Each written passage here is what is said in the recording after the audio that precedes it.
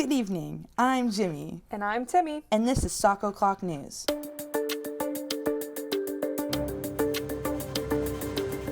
In our first news story today, the new washing machines in the residence halls and West Campus of Georgia College are posing a major danger to the sock community. Concerns over the safety and reliability of the new washing machines have sparked many socks to avoid using them. Many claim they would rather be a dirty sock than a missing one. This recent outcry has left many socks traumatized for their lives. An ongoing investigation is currently being held to determine the safety concerning the washing machines. However, the school has yet to issue a suspension on their use. In other news, Milledgeville's favorite sock sweetheart, Miss Daryl White, has gone missing. Lifelong partner and husband Terrell White has gone out to the public crying for help. This situation has made the Sox community incredibly distraught.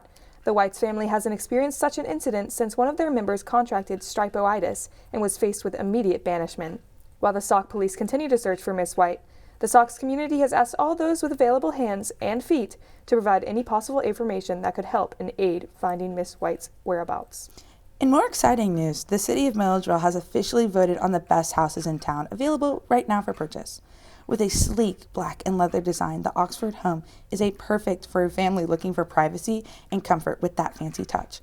Or perhaps you prefer a home with a more breathable space and room for an energetic family. Then look no further than Niki Establishments. Whatever kind of home you're looking for, Milledgeville has the best picks to choose from. In a recent turn of events, there has been a steady decline of deaths in the sock community with the arrival of the town's new sock seamstress. Many socks that were facing life-threatening situations are now walking out of the seamstress's office with brand new patches and repairs. Even the holeless socks in the street are given a chance at a new life. The seamstress's services are provided free to the sock community and thanks to the contribution from the city of Milledgeville.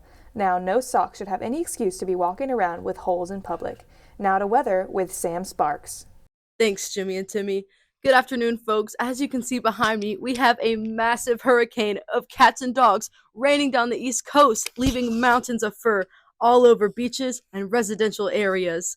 These conditions are said to continue throughout the 5-day week. This is said to be a Category 5 dog disaster. So make sure to stay safe out there and keep your loved furry friends inside from this horrible tragedy sweeping our nation. Back to you, Jimmy and Timmy. Thanks, Sam. Now on to sports with Just Ron. Thank you, Timmy and Jimmy. I'm Just Ron, here to just talk about sports. As we all know, the Olympics closing ceremony occurred on August 11th, where the U.S. ended with 125 medals won. In track and field, there was a touching moment between Tara Woodall and her husband, Hunter Woodall, after she won gold in the women's long jump. And a couple weeks later, he got to win his own gold in the 400-meter T62 race at the Paralympics, which kicked off their opening ceremony on August 28th. Even though both events have ended, you can check out replays through NBC's website and on Peacock. Just like that, Just Sports with Just Ron is over. Back to you, Timmy and Jimmy. Thanks, Ron. Now from Hurdy Hall, here's Judith Hops. Thank you, Timmy and Jimmy. I'm Judith Hops, like they said, and I've got quite the tale for you. Reported just a few days ago, I stand on the site of what seems to be a recreation of Night at the Museum here at the Natural History Museum in Hurdy Hall on the campus of Georgia College and State University. Now we'll hear from a witness who was just attacked by a bobcat on her walk yesterday. Yeah, so I was just on the way to the planetarium trying to do my astronomy assignment, and it was really late at night. I was like, okay, whatever, I'll just go. But I walk into the museum, and little did I know I was not alone. Please fix this issue so that students have the freedom to complete their assignments in safety. Thank you. Now back to you, Timmy and Jimmy. Thanks, Judith. Now, with Murder on a Dance Floor, here's Scarlet Mustard. Thank you, Jimmy and Timmy. Tonight we have a story that might sound like something out of a disco thriller, but it's very real and far from fiction. In the latest news on campus, there has been a murder on the dance floor. This morning, a freshman, Somebody Jones, was found dead at the center of the scene. Reportedly, there was a back-to-school party, and it seems to have gotten a little too crazy. The scene unfolded at undisclosed living room, where witnesses say the party was in full swing until it wasn't.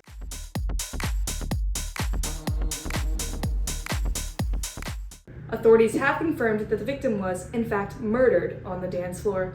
We don't know yet who has committed this crime of dance, but the local police department has been interrogating the prime suspects, and they urge anyone with information to step forward. Yeah, it's just really devastating. Sam was one of my best friends, and we were on the dance floor, and then suddenly he's just on the ground and like dead, and like we took his pulse and he was gone. Thanks, Scarlett.